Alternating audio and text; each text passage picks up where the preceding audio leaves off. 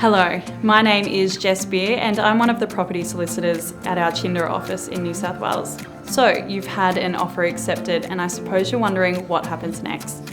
Well, the first step is that our office will be forwarded a sales advice detailing the terms of your offer. This will include the price and any special conditions such as pest, building or finance. The vendor solicitor will also be provided a copy of this sales advice, and over about 1 to 3 business days, they will convert the marketing contract to a sales contract. One of our solicitors or conveyancers will be in touch shortly after to arrange an appointment to run through the contract with you. Contracts can be signed either in person or electronically via DocuSign. Once you've signed the contract, we will forward a copy to the vendor's solicitor, who will then proceed to exchange. Now, this process of exchange is something that you'll hear your conveyancer or solicitor talk about a lot. Really, all it means is that the vendor's solicitor is comparing their client's signed contract alongside yours to ensure that they're like-for-like copies of one another, and they also ensure that you've paid the deposit in full, whether that be to a solicitor's trust account or to the account of the agent. Until contracts have exchanged, there's no binding legal relationship between the parties, and what this means is the vendor is open to continue negotiations with other buyers and to even enter into a contract with another buyer. We call this term gazumping. Congratulations, contracts have now exchanged.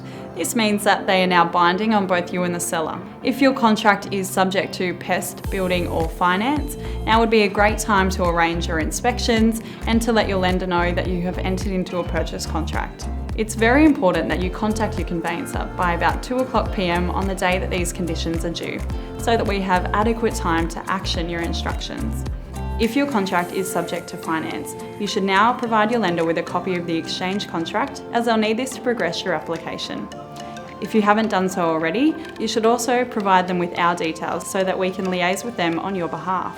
Your lender should be aware of when finance and settlement is due, as should you make sure that you comply with their timeframes, for example, when your signed mortgage documents are required to be returned or when conditions of your loan agreement are required to be met, for example, the closure of a credit card.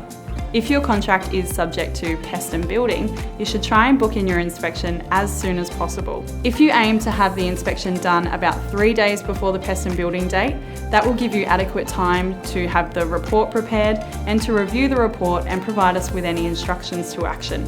For example, having a window repaired before satisfying pest and building. Your solicitor or your conveyancer will be in touch as each special condition falls due. In the meantime, if you have any questions or concerns, please do not hesitate to contact us.